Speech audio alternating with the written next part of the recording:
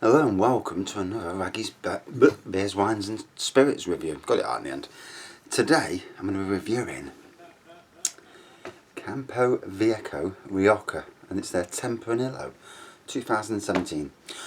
So if you don't know anything about this, I'll read off the blurb. A bold and fresh 100% Tempranillo wine that showcases the vibrancy of Campo Viejo and it's home of the Rioja. Gold medal and awarded 90 points at the Critics' Challenge International Wine and Spirits Competition 2016 and silver at the Concours Mondial de Bruxelles in 2017. Tasting notes: cherry red colour, suggestive of a vibrant Tempranillo wine. On the nose, its rich aromas of pronounced intensity with initial scent of I can't get my bloody R's out. Ripe red fruit, followed by gentle sweet notes of vanilla and spices. On the palate, it is perfumed, soft and fresh with a long finish and notes of fruits, vanilla and cocoa. So, a friend came round last night and we had a glass from this bottle and then a glass each from the other bottle. So I've got two bottles now to review. Because I bought everything I buy now, I buy for review purposes. I don't actually buy it to quaff it down. Campo Viejo Rioja Tempranillo is for me the entry level Rioja in the Campo Viejo range. They've got Garnacha, they've got Reserva, and for me, the Grand Reserva is an amazing wine. And sadly, I can't get discount anymore to get it because my son has moved jobs. But congratulations to him. So yeah, cherry dark red, nearly black in colour. Lovely berries and on the nose. Alright. A bit early in the day if I'm being honest, 1:25 on a Sunday. Not that you'll see it on a Sunday, it'll probably be Wednesday before you see it. Got a right backlog of reviews. I'm actually uploading 6 altogether at the moment, so there's going to be a day when I'm bumping 3 or 4 in one day. Also behind me, I've got that's a stout kit. That's going to be added with strawberry syrup to it to make a strawberry stout, he says, hopefully. And on this side, the taller one, yeah, that one. It's a prune juice wine made from store-bought juice with sugar, and the hope is that I get a nice plum wine, not prune, because obviously prunes are dried plums. That's what they are, you know. Even I didn't know that until I read up a few months ago. And I'm hoping that it turns into a good wine, a good plum wine. And if it does, then my next step will be to make a plum stout using prune juice. We shall see.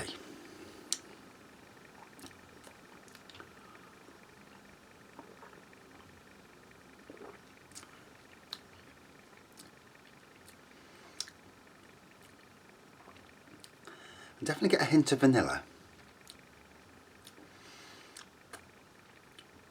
I mean, it says here, soft and velvety on the palate. Yeah, it's lovely. It's a really good, for me, and not an entry level wine because you don't want to be starting off with a £7 bottle as an entry level bottle, but to the world of quality Riojas, it's certainly a good step into that world, you know.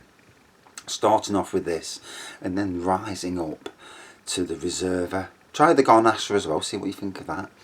But you've got the Reserva, and they also do a pink Rioja, a rosé Rioja, and a white Rioja as well. So, you know, it's definitely something worth. And I think they even do a sparkling Rioja if memory serves me right. Yeah, because they use the grape and they'll just have it white, red, or rosé, won't they?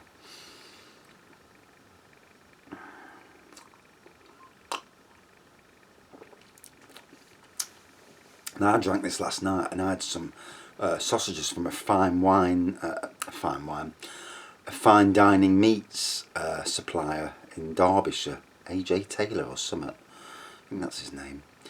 The sausages, oh my God, they was immense, you know. Puts your Richmond sausages and all them other sausages to shame, you know. You can tell why, you know. You pay the money, you get the quality. And so with this, you know, it's really warm in my belly, I know that. Bloody wrong time of day to be drinking, to be fair. And I've had to shut the door because I've got neighbours at the side of me. I can hear them talking, and I don't really want them nosing too much into what I'm saying. Or laughing at my review, as most people do, tend to.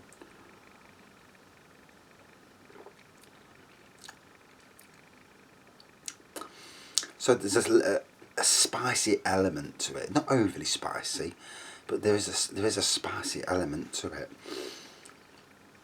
Now today, I'm a massive games person. If you look behind me, you know, I've got multiple game consoles, and that's what I use the beer room for. I've got, you know, so many hobbies. I love hobbies. Theme parks are a massive hobby of mine. I love going to theme parks. Can't afford to go to as many as I want to, but we're going to try and put that right next year because we're going to buy the Merlin annual pass. But we're going to buy it in January, not pick it up till March or April. And so we get that full season. And with that, we're going to do short breaks away and like drive down to London and do 2 days at Fort Park, then do 2 days at Legoland, then 2 days at Chessington. And if I feel brave, I might actually try and go into London and go to Shrek and things like that, but I'm not overly concerned about that. But buying that, you know, doing that, it's great because, you know, theme parks are amazing, you know. The best theme parks in the world are in Orlando, you know, by far. I don't care what anybody says. Theming and Disney and Universal, and Disney in particular, I think, know how to theme, and their parks, you know, I feel sorry for the employees that aren't on a good wage, but isn't that the case all around the world? It's put me off people talking. Don't usually hear people talking when I'm down there. But yeah, and then another love of my life, obviously beer reviews, wine reviews, and that I've also started getting into building these little coasters, Connects coasters, and that's another review, another thing. And then I've got gaming as well, and then also I've got the family, you know. So I kind of try and keep myself pretty busy. I can never donate too much time, unless something exploded. I mean, at one stage I was 4 or 5 hours every night doing websites, but at that time I was making fantastic money. You know, it was. I went to Disney 3 times in 4 years. That tells you how good the money was. At the moment, all of a sudden, I seem to be, touch wood, I've got a pallet in front of me. It seems to be perking up again, and we're hoping that we can, again, you know, start to do things like going abroad and that, and see where that goes, you know. Right, back to the wine. Yeah. Once the air gets to it, and the air's got to this, it's been sat out with the cork off all night. For me, a good entry level wine.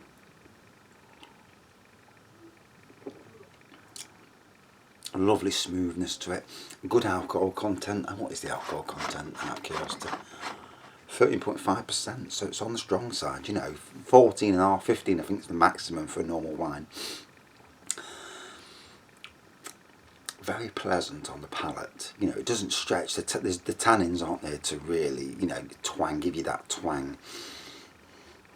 I mean, it says here it's full of rich and intense aromas. It is, but it's not as intense as, you know. I've got another one to review in a minute, and that bugger's intense, but it's fantastic flavour, and it should be even more so now it's sat open all night. You know, the air's really got to it.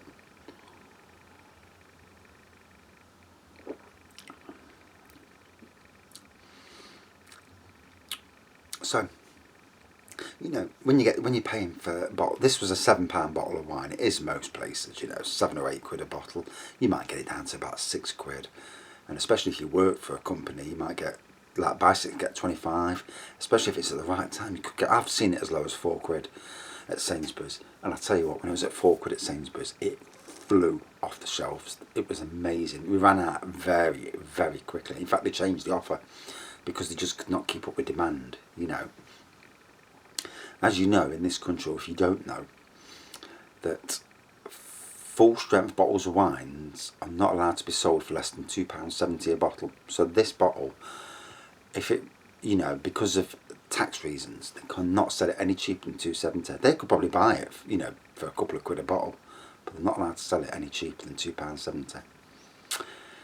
And that came in about 5 or 6 years ago now, and I think in Scotland it's even more. Scottish offers on beers and wines are crap. If you live in Scotland, you're better off driving south and stocking up in England and then going back up with your beers and that. But I suppose they do that anyway. The prudent person would. Then again, if I lived in Scotland, I'd just brew my own all day long. I wouldn't even bother buying any commercial stuff. I'd just brew it. Get one kit after another kit after another. Open up a little micro bar, selling stuff, and say, look, unofficial bar, get round. Imagine that, unofficial bar. I mean, I could turn this into an unofficial bar. Get the game consoles on, have a laugh. Maybe one day. Maybe one day when I get some mates again, I might do that. And they haven't all evaded me and pissed off. Yeah, oh well. You never know, dear. And so, it's nice to have a drink. It's nice to go into a Sunday afternoon and not feel overly stressed about work. In fact, I'm not stressed about work in any way, shape or form. And it's been a long time since I've sat on a Sunday, not dreading going into work. I'm looking forward to work. That's a good thing, Years of dreading what you're going to be doing. I know what I'm doing next week. There's got to get some clarity from the people at work on how they want it doing, because, different workplaces, different things. This workplace they want quality work, and I'm all up for that, because quality work takes time, but the end result is something special. That's how it should be.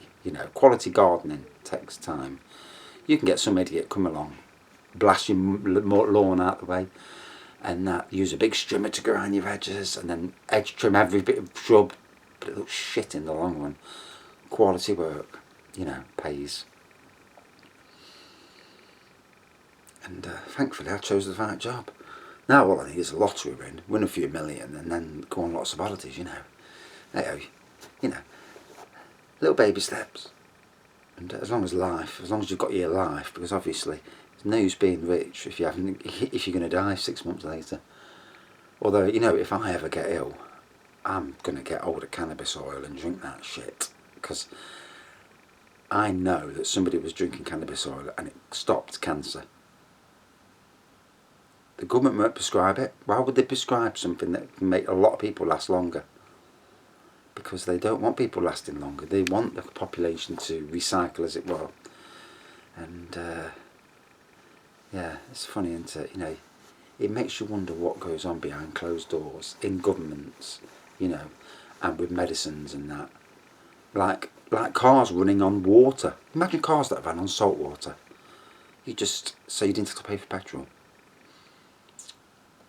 It does make you wonder, what's out there and what can be done, and what inventions have been stifled because they don't want it getting out into the population, I mean, I'm surprised they haven't started trying to clamp down on people who make their own beers and wines and start introducing taxes on that. Maybe that will come one day, because if you can make a bottle of wine for, 30, 40 pence a bottle, or up to £1, £2 a bottle, why the hell would you ever go out and buy it, if you can make it yourself? Same with beer, you can make beer for 20, 30 pence a bottle, a pint, instead of £3. I'm surprised more people aren't home brewing, really. So anyway, break this down. Cherry red in colour, nice aroma on the nose, berries on the nose. On the taste, I got berries on the taste. I got a little hint of vanilla, I got a hint of spice. Did not get chocolate, I'll be honest. But there's a lovely aroma to it, quality aroma.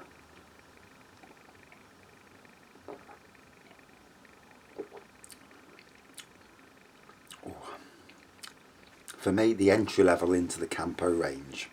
That does not mean to say it's not a great wine. If you're used to drinking, 3 mils and wines like that, you'll notice a quality upgrade you know. To me, this Campo is aimed at the people who are coming away from the shop branded wines and going into the proper brand wines. That's not mean to mean that the shop branded stuff isn't as good, but you know, shall we say, the people that like brands over non-brands, this will be the entry to that world, and a nice world it is as well. So out of 5, I'm going to give this a 4.55 out of 5. A quality bit of wine, and I got it for just over £4 a bottle, so cheap as chips. Lovely. Right, thanks for watching. See you soon.